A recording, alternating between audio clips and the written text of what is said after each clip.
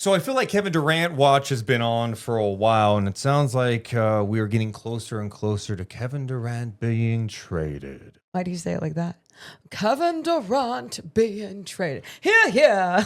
Where will he be traded to? Because I feel like it's just inevitable, and it's just like, okay, a formality.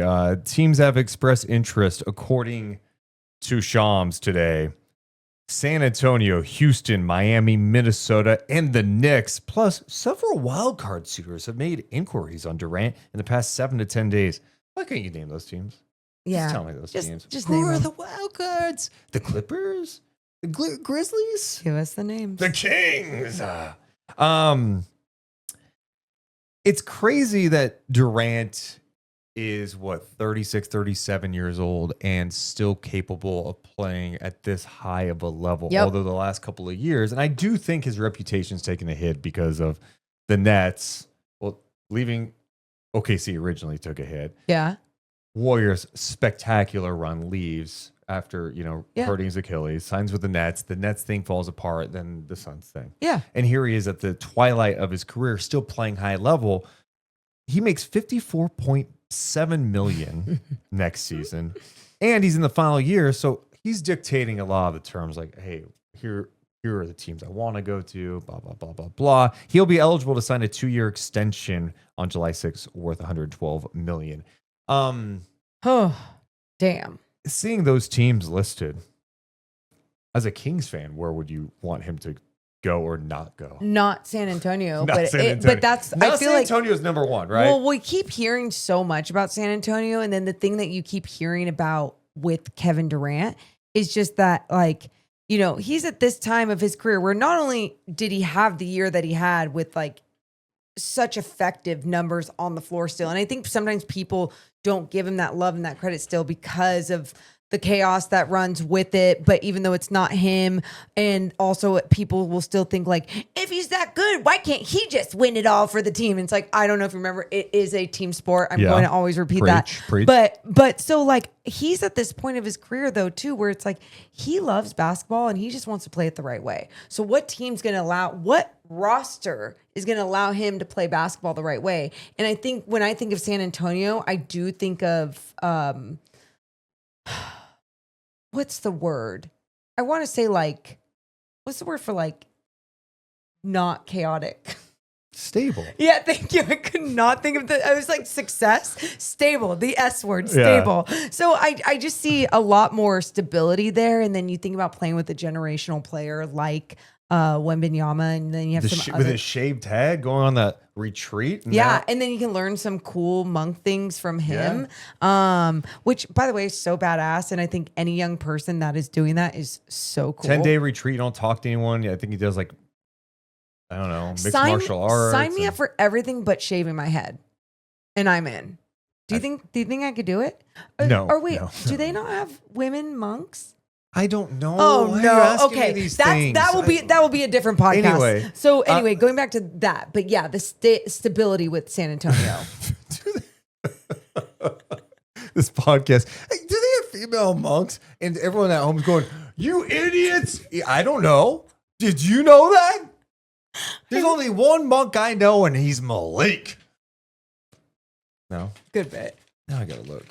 What if female? Are there? Oh, good. Ask Chatty.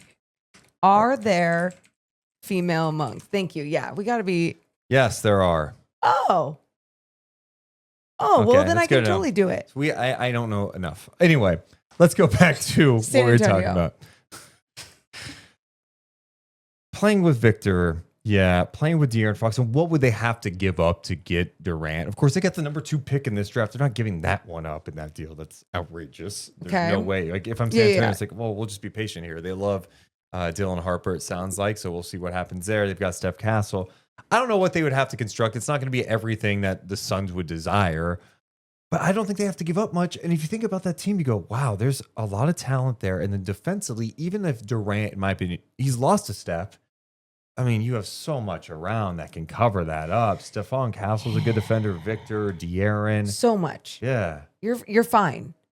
So, I mean, that's why I look at San Antonio where Kevin Durant would want to go. And I look at that being a place where he would be maybe more excited to go. I could be very wrong. Me, as a Kings fan, do not want to see him go to San Antonio and elevate them to another level and help some of the young guys even learn more from this veteran player. Like, it's just a great situation. But at the same time, I don't know what they would have to give up. I don't want to go there mainly because San Antonio's behind the Kings at this point. Sure. Maybe they'll just be better. I should just shut up. Yeah. Doesn't matter. Yeah. Houston, that's interesting because you felt like watching them in the playoffs. He's almost like the exact type of like go-to scorer they needed in crunch time. You know what I mean? Oh, yes. I mean, we talked about that so many times. If they just had that guy, that player that could stay under control when like Jalen Green couldn't, when obviously Dylan Brooks isn't going to have his most productive offensive night. Şengün, same thing. Like when he's missing the easy bunnies in the paint, it's just, yeah, having that caliber of player, offensive player especially, would elevate them to a whole nother level as well. And they have enough defenders that could make up for anything, like you said, him losing a step. Yeah. Şengün, not exactly a rim protector. But then, you can get Steven Adams and KD reuniting. There you go. Yeah. What's the other team? Miami. I mean, whatever. Okay. Sure, Miami with Bam and Tyler, I guess, and maybe in the East that's interesting next year. I don't know. The East is so weird at this point. Who do you look at in the East and go, oh my God, they're going to be great? Like Indiana, of course, prisoner of the moment. They're probably set up nicely going forward, right? New York, what the hell? They could have. They don't even have a coach right now. They don't even have a coach. They can't even find. They're asking everybody, going every day. Can I have your coach? No, can't have them. A button. No. Insane. Yeah, but so maybe they feel like him in Miami would make some sense there. You could see something there. I don't know what they'd have to give up. Again, he makes $54.7 million. Well, so you have to match the salaries too. Minnesota, I just don't feel like who they have to trade now. Yeah, who would they? Julius Randle Randle? and signing, like, is he going to sign and extend? And you still have to have other pieces in there. And So it's just weird. Nas Reed. I don't know. I mean, I could see why it makes Minnesota be cool to have Ant KD play together. Duh. And then the Knicks, where I go, okay, the Knicks, who are they giving up? Cat makes 50 something. Are you moving on from Cat? I mean, we do this with every single good team. And here's the thing. Every single team that we named are teams that not only has Kevin Durant been linked to, but you would think that Kevin Durant would want to be linked to, right? Because it's a team with players that are established, or a team that has shown that it is capable of playing good basketball. So of course he's going to want to go to these places. But how they maneuver it, I just don't understand with that type of contract. And this is always where we get to with some of these older veteran players at the end of toward the end of their career. And that, on these massive deals. Yep. It'd be crazy if the Knicks and Suns came up with a trade, sent Durant there, and then Mikal Bridges goes back to Phoenix. No. Full circle, Mikal Bridges. That'd be so messed up. To who? To Bridges? Well, I guess maybe not. Him and Booker reunite. He liked Phoenix. Last time he was there, they're like in the NBA Finals together. That's true. But you don't think good vibes for the fans? You don't think he would want to be in New York though?